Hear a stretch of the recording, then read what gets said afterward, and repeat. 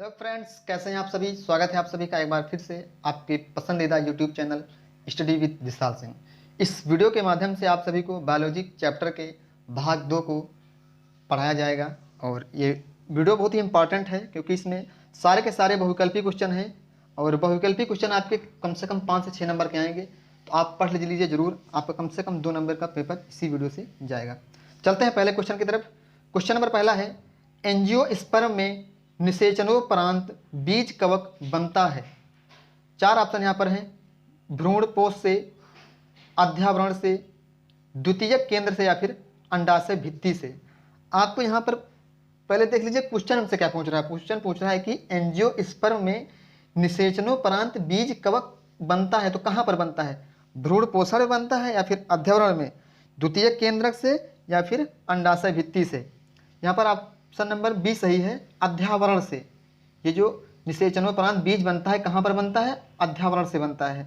Question number 2 है screen पर, एक पुष्प के स्त्री केसर के मध्य भाग को कहते हैं वर्तिका, अंड, अंडाशय या फिर वर्तिकाग्र। तो जो पुष्प होता है या जिसे फूल कहते हैं उसके मध्य भाग को या स्त्री केसर के मध्य भाग को क्या कहा जाता है? वर्तिका, वर्तिका कहते हैं। ठीक है, क्या कहते हैं? वर्तिका। क्वेश्चन नंबर 3 है, निषेचन के बाद पुष्प का कौन सा भाग फल में बदल जाता है? निषेचन के बाद फूल का या पुष्प का कौन सा भाग फल में बदल जाता है? अंडाशय, बीजांड, पुंकेसर या फिर वर्तिका। सही आंसर आपको यहां पर चूज करना है अंडाशय। निषेचन के बाद पुष्प का कौन सा भाग फल में बदल जाता है? तो अंडाशय। अंडाशय जो होता है वो धीरे धीरे फल में बदलने लगता है। ठीक है। क्वेश्चन नंबर 4 है, परागकणों का परागकोश से वर्तिकाग्र पर स्थानांतरण क्या कहलाता है? परागकणों का परागकोश से वर्तिकाग्र पर स्थानांतरण का क्या प्रभाव पड़ता है या क्या कहलाता है? निषेचन, परागण, अंडोत्सर्ग या फिर इनमें से कोई नहीं।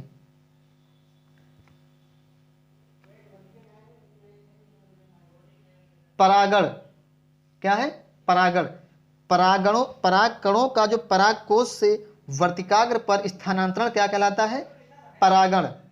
क्वेश्चन नंबर 5 स्क्रीन पर, निषेचन के दौरान परागकण से निकलने वाली परागनलिका सामान्यतः किसके द्वारा बीजांड में प्रवेश करती है? क्वेश्चन हमारा क्या है? निषेचन के दौरान परागकण से निकलने वाली परागनलिका सामान्यतः किसके द्वारा बीजांड में प्रवेश करती है? निभागी, बीजांडकाय, अध्यावरण या फिर अंडद्वार। अंडद्वार। निषेचन के दौरान परागकण से निकलने वाली परागनलिका अंडद्वार से बीजांड में प्रवेश करती है या अंडद्वार द्वारा बीजांड में प्रवेश करती है। हमने ये जो इसके बाद जो दूसरा वीडियो बनेगा वो पुष्प का, तो उसमें पूरा डिटेल से आपको बताया जाएगा। पुष्प के संबंधित सारे भाग आपको बताए जाएंगे।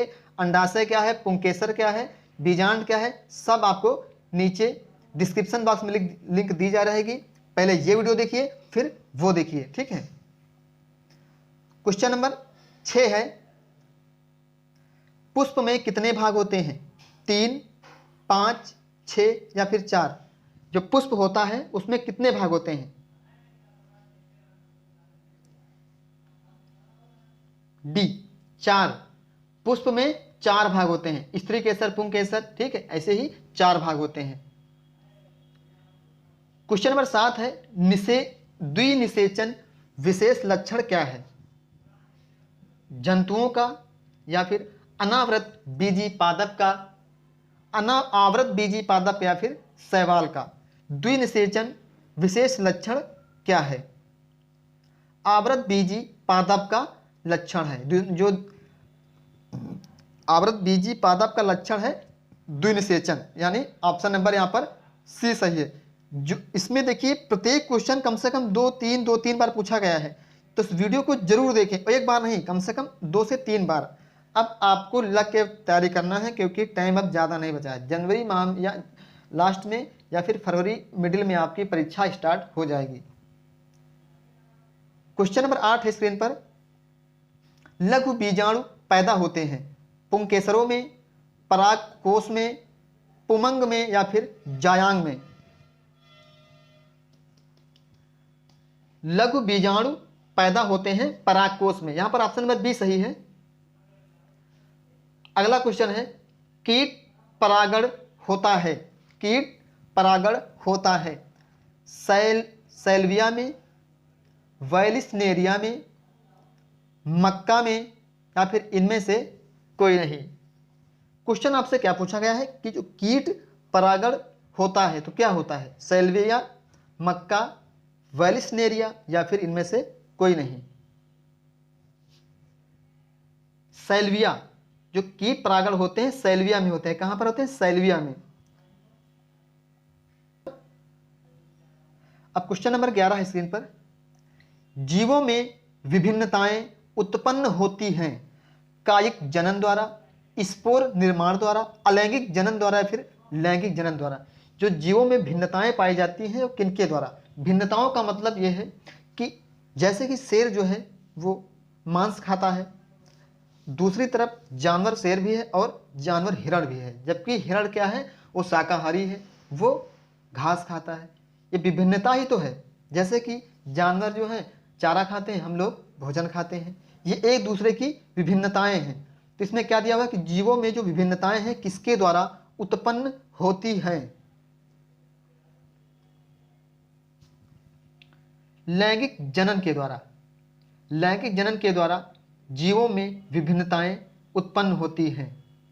ऑप्शन नंबर यहां पर डी सही है। सभी लोग वीडियो को पूरा देखें, ठीक, स्किप मत कीजिए, क्योंकि आपके परीक्षा का सवाल है तो सही से आप लोग पढ़िए। क्वेश्चन नंबर 12 है, मुकुलन पाया जाता है, मुकुलन पाया जाता है लेशमानिया में, प्लेनेरिया में, अमीबा में या फिर हाइड्रा में। मुकुलन किस में पाया जाता है,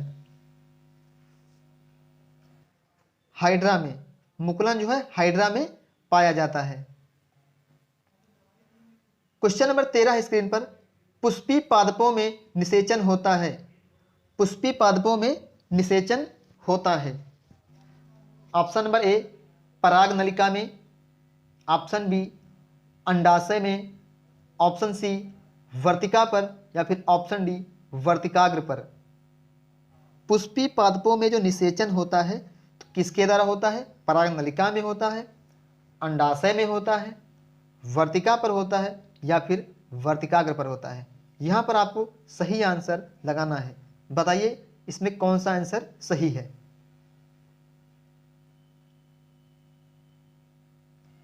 अंडाशय में। पुष्पी पादपों में जो निषेचन होता है वो अंडाशय में होता है, या जो निषेचन क्रिया किसमें होती है तो पुष्प के अंडाशय वाले भाग में निषेचन क्रिया प्रारंभ होती है। क्वेश्चन नंबर 14 है स्क्रीन पर। परागकण का जनन केंद्रक नर युग्मक बनाता है 3, 4, 2 या फिर 1। यानी जो परागकण का जनन केंद्र है ये नर युग्मक बनाता है। तो कितने युग्मक बनाता है, 3 युग्मक, 4 युग्मक, 2 युग्मक या फिर 1 युग्मक। 2 युग्मक। परागकण का जनन केंद्र 2 युग्मक बनाता है। क्वेश्चन नंबर 15 है स्क्रीन पर। निषेचन क्रिया में त्रिसंलयन के पश्चात बनने वाले ऊतक का नाम है। निषेचन क्रिया में त्रिसंलयन के पश्चात बनने वाले ऊतक का नाम है। ऑप्शन नंबर ए भ्रूण, option B endosperm, option C मूलांकुर या फिर ऑप्शन डी इनमें से कोई नहीं। एंडोस्पर्म। निषेचन क्रिया में त्रिसंलयन के पश्चात बनने वाले ऊतक को एंडोस्पर्म कहा जाता है। ऑप्शन नंबर बी सही है।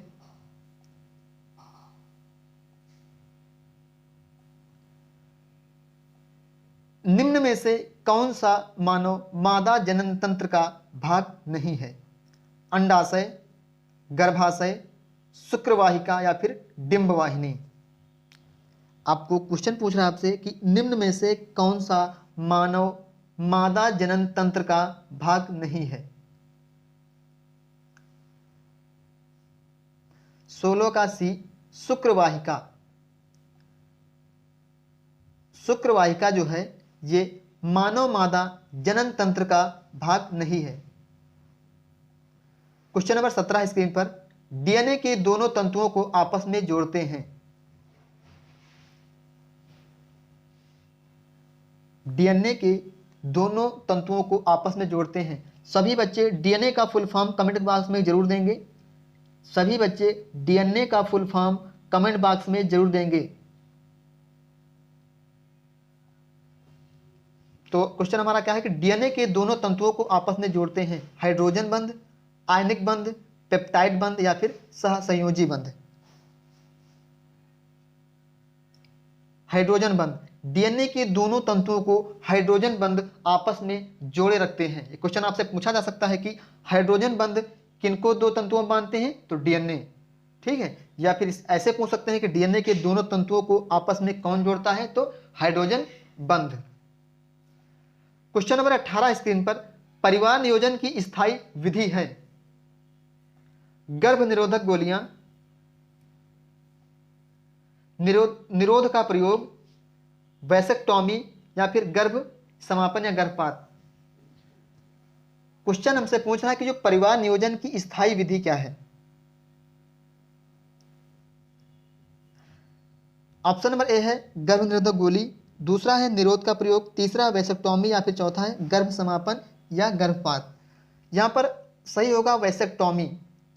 जो वैसेक्टॉमी है ये परिवार नियोजन की स्थायी विधि है, यानी ये अभिक्रिया होती है, एक प्रक्रिया होती है, इसको जब ये नसबंदी करा ली जाती है तो फिर ये स्थायी विधि हो जाती है परिवार नियोजन की, ठीक है।